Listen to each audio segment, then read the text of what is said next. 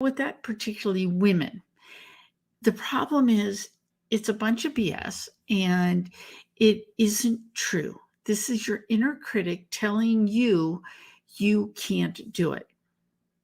And it's sometimes we start believing the external um, feedback that we get that women don't belong in STEM, that we don't deserve our jobs, we are hired as a diversity move or whatever.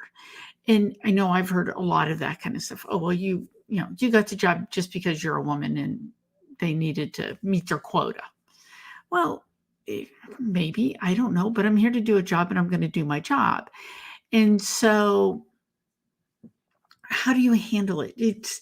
This really can become a problem.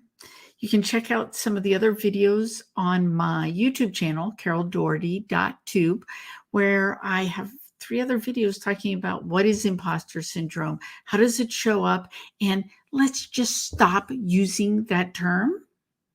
But let's talk about how do you handle that anxiety and that discomfort that comes from those feelings of being a fraud, being a fake, that you're really not qualified, being afraid that you're going to fail. So I've been in these situations, and some of them have been where I'm presenting in front of a large group and I'm following a phenomenal speaker. And you're sitting there listening to the speaker before you going, oh, why? Why am I here? I can't do this. And you start psyching yourself out. So how do you handle this? So, first, the best way I have ever found to silence that inner critic is to give yourself evidence that it's wrong. Prove to yourself that you aren't a fake, you aren't a failure, you can do this, you've done great things. And how you do that is to create a highlight reel. So we start getting all of this negative talk in our head and we start having these doubts and we start thinking about all the times we screwed up or we failed or whatever. So instead, take some time when you're not under pressure to think through all of your successes. What are the things you are most proud of? And put them together like a highlights reel and string them together and get used to running through these in your mind to where you can say, when you start feeling yourself feeling anxious or start being afraid that you're going to fail, that you stop and you can say, okay, wait a minute, and call up that highlight reel and remember your successes. Own your expertise. Own what you've already done, what you've already accomplished. There are times when I start feeling anxious, particularly if I'm presenting to a large group and I'm comfortable talking to people, but you still get nerves, right? I mean, amazing performers struggle with stage fright. So that's okay. It's normal. So what can I do to help make sure it works out okay? Well, one of the things that I do is I think about some of my past successes where I had to follow a phenomenal speaker and I still did a great job. And I got all kinds of compliments about how I did, and people thanked me for what I shared.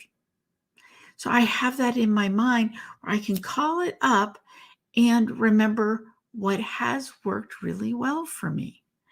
That's a phenomenal trick to help you do this kind of flawlessly, if you will. Then another really key strategy is create your own definition of what success is, not buying into what external people think is success. Ditch those external measures. They're not yours. And make sure you're not relying on people, giving you the credit. Now, for me, my personal definition of success is doing what I love, doing it well, and being recognized for my efforts. There's a little bit of that external validation, but I know when I'm doing what I love, and I know if I'm doing it well. That added piece of being recognized for it means, in my case right now, is that I'm getting clients or that my clients are getting successes.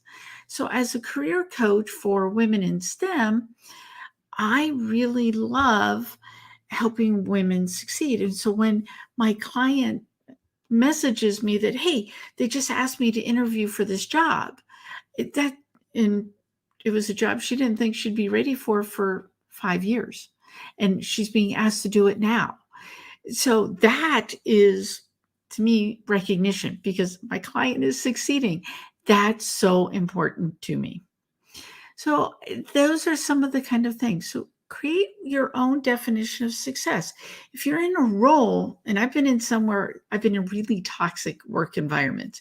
And for me, success was not sinking to the level of the jerk I shared an office with, not becoming him, not not reacting the way he reacted. So staying professional and staying calm, cool, and collected and getting the job done. Showing him the respect he wasn't showing me, but showing him the respect his position deserved.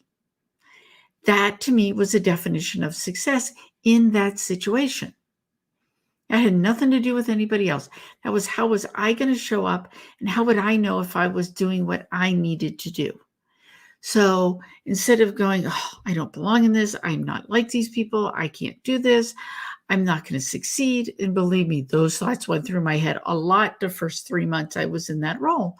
But once I decided, no, I'm going to be Carol, I'm going to do the job the way I know it needs to be done, and I'm going to be true to me, which means staying professional. You know what? It got a lot easier, and I knew when I was being successful.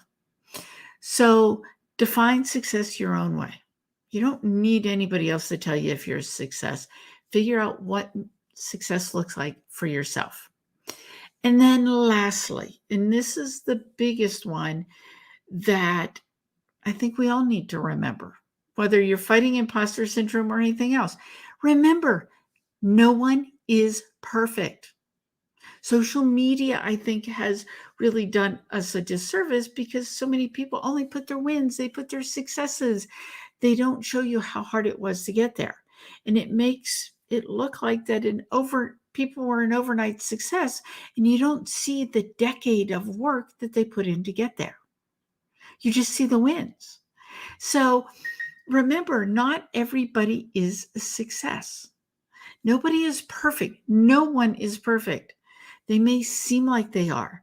And the interesting thing I found in my career was when I tried to be perfect and have all the answers and to have this persona that I knew exactly what I was doing, people didn't get close to me. They didn't trust me. They didn't really even, in some cases, like me because they didn't feel like they could live up to what I was doing.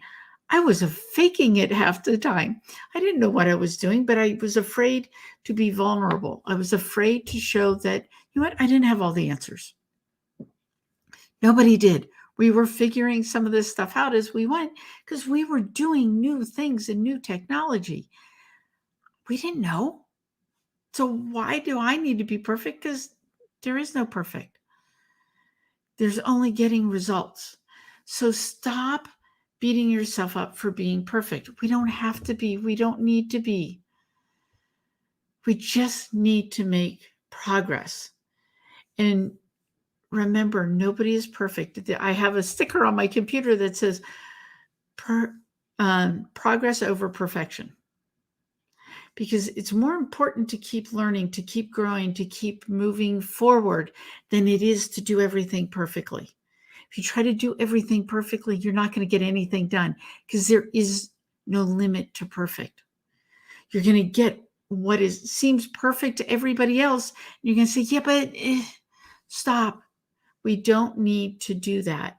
We don't need to keep being perfect and keep being this wonderful, amazing thing.